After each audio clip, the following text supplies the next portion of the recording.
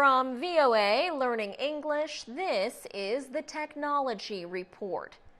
The Internet is one of the most popular forms of technology. But can using the Internet have the same effect as taking a drug? The answer seems to be yes in at least one country. China says many teenagers have grown dependent on the Internet. China calls them Internet addicts. In fact, China says that Internet addiction is the biggest threat to its teenagers. Some critics even call the Internet electronic heroin. In 2008, China became one of the first countries to declare Internet addiction an official medical condition. Experts released a report that defined the condition or disorder. It said people with Internet addiction disorder spend more than 6 hours online doing something other than work or study.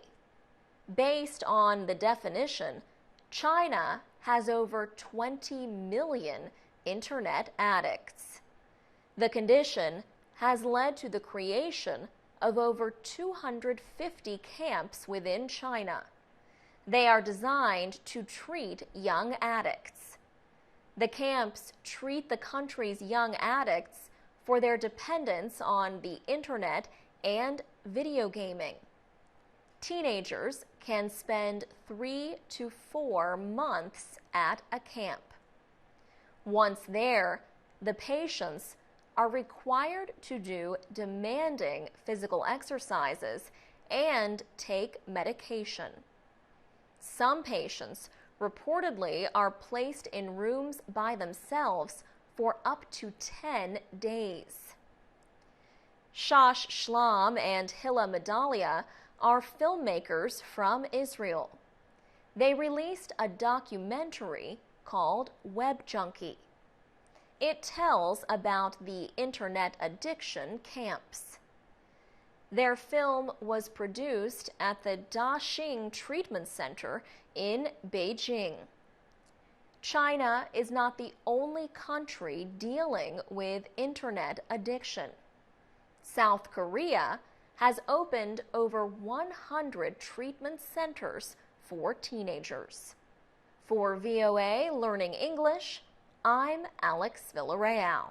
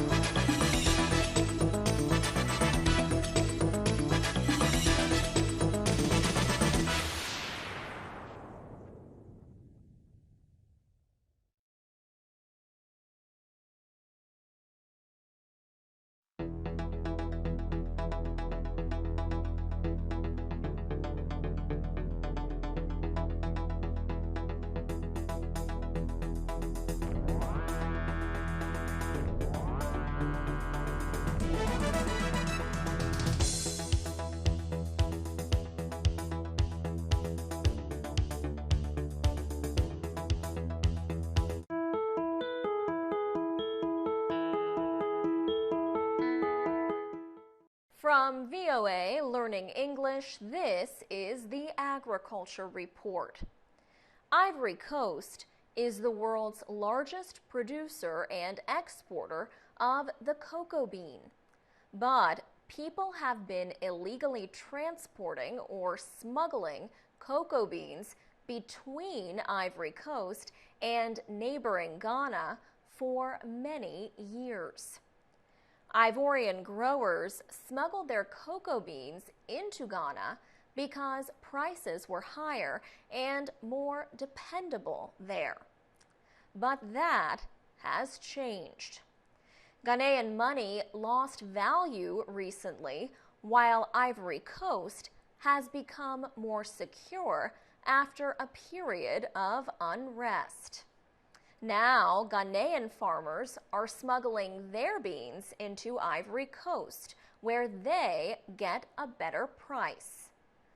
The government in Ivory Coast has set a price for cocoa beans. It hopes that will help keep the beans in the country. At the same time, Ghana's money has dropped in value against the dollar by more than 40%. This has caused a loss of profits for the country's cocoa growers. They can make more money if they smuggle their crop to Ivory Coast. Ghanaian farmers who do not send their cocoa beans to Ivory Coast are urging the government to keep other farmers from doing so. One way to slow the smuggling would be to increase the price of cocoa in Ghana. But Ghana has a budget deficit, so it does not have the money to support such a move. These beans are needed to make chocolate. Ivory Coast, Ghana, and other West African countries together produce more than 65% of the world's cocoa crop. Industry experts estimate that up to 100,000 tons of beans have been smuggled into Ivory Coast from Ghana since last October. For VOA Learning English, I'm Alex Villarreal.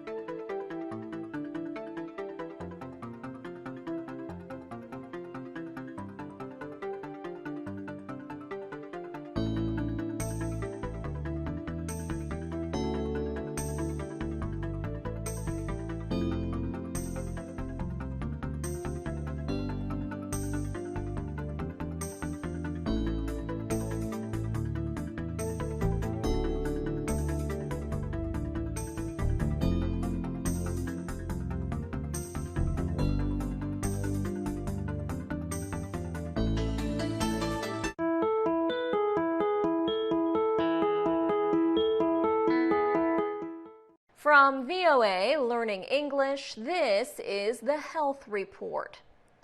Many college students have stopped taking class notes by hand.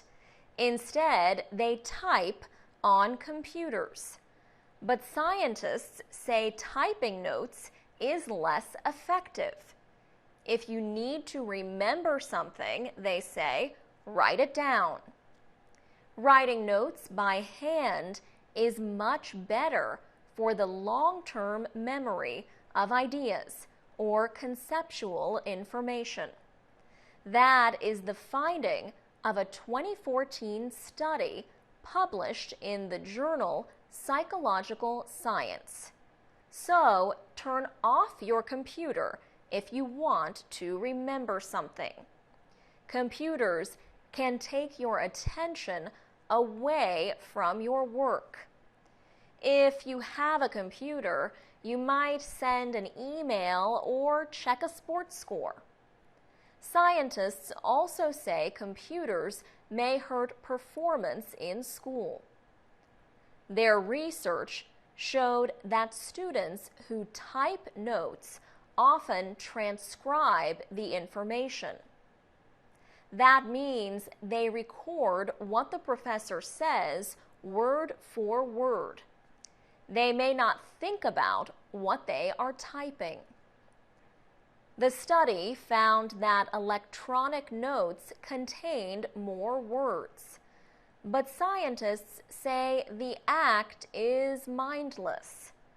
However, students who take notes by writing them first process the information they hear. Then they record just the main points. This process leads to a deeper understanding, researchers say. In the study, students listened to a teacher and then took a test. Some students typed their notes, others wrote them. Both groups performed about the same in remembering facts. But students who typed did much worse on questions that require understanding of an idea. Researchers found that those who wrote their notes also remembered the tested information better a week later. For VOA Learning English, I'm Alex Villarreal.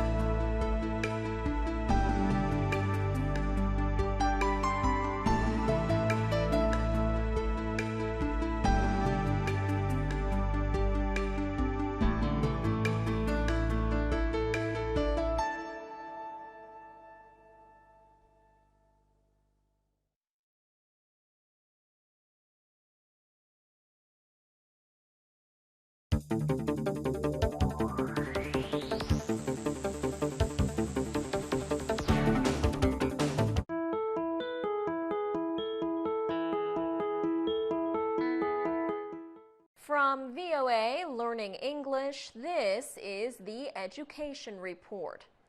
The school year has begun in Cameroon, but thousands of students and teachers are fleeing their schools in towns that border Nigeria's Borno State.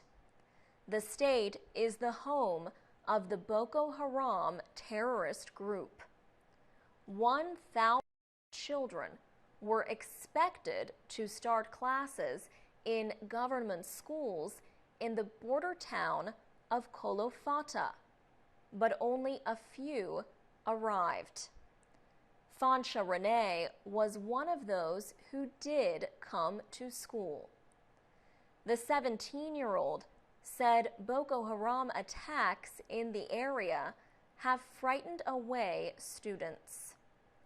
Recent fighting between the Nigerian Boko Haram rebels and Cameroon soldiers damaged the school. Pamela Singeth works at the government school in Kolofata, but she fled to safety at a military camp. She said she could not advise any child to go to school in the border area because it is dangerous. She said Boko Haram had destroyed classrooms. Like Kolofata, the town of Mora also borders Borno State. 700 students were expected at school in Mora, but only 100 appeared. Instead, the students found more than 2,000 Nigerian refugees in their school building. Babila Akau serves as an administrative official for the area. He said he asked the Ministry of Education to postpone the start of the school year. Kolofata and Mora are just 2 of the 25 schools near the border with Nigeria's Borno State. Monuna Fatso is Cameroon's Secretary of State of the Ministry of Secondary Education.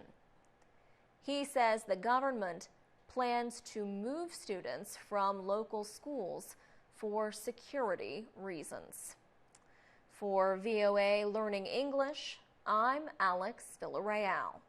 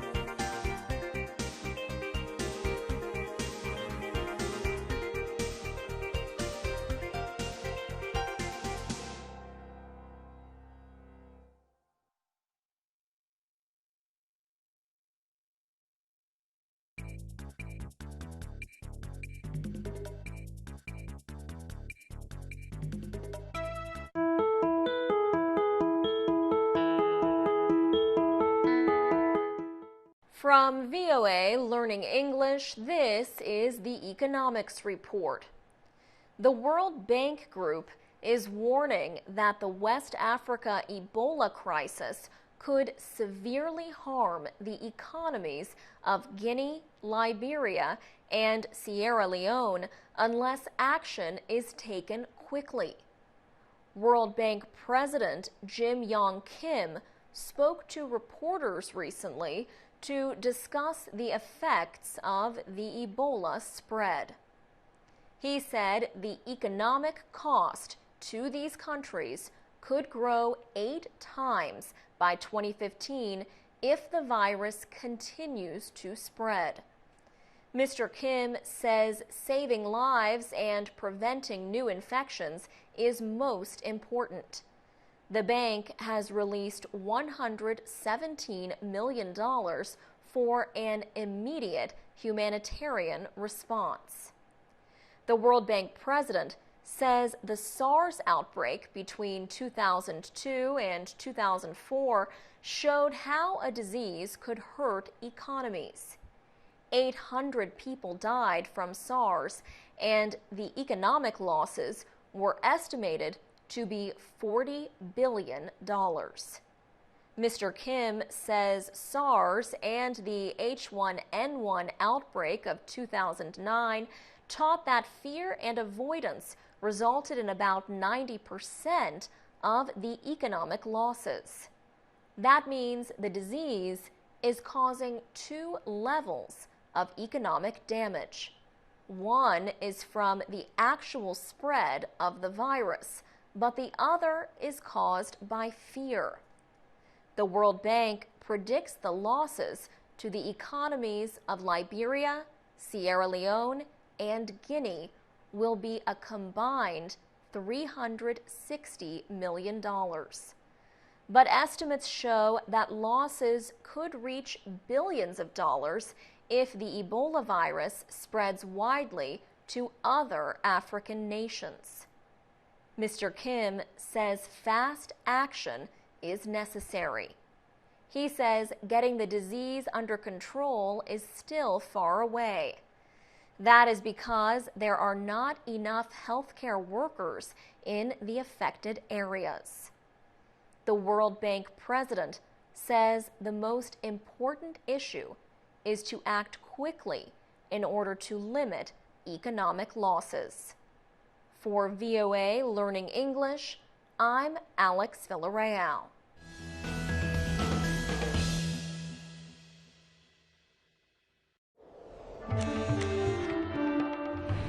Hello, I'm Carolyn Pursuti of VOA News. Most of us can do this and this, but millions around the world can't stand up and walk from their wheelchairs. Well, that could be changing for some. Here's a man who has the help of a robot and a dream. Check this out. The court stands ready. The hoop waits. And 2 regular guys show up to shoot some baskets while spinning on 5 wheels. Bob Emilio leads the Freewheelers basketball team. But today, he's scoring in a different way. It's Bob's first day to walk alone in 26 years. 30. His therapists at Good Shepherd Rehabilitation Center are measuring Emilio and adjusting a high-tech suit. That suit will lift him out of his wheelchair and prompt his legs to move. The hardware is an exobionic exoskeleton, a wearable robot. Just getting everything right for you. Sure. When the therapist pushes the button, the exo guides the patient forward and up. Then these battery-powered motors take over as muscles, encouraging the legs to move. So it's right off to the left. Russ Engold is the co-founder of Exobionics. They still bear their own weight on their bone structure. The exo just provides the support and the ability to move. Kevin Olt is an Exo success story. He says Exo brings more than physical changes. When you put hope into somebody that lost hope, it changes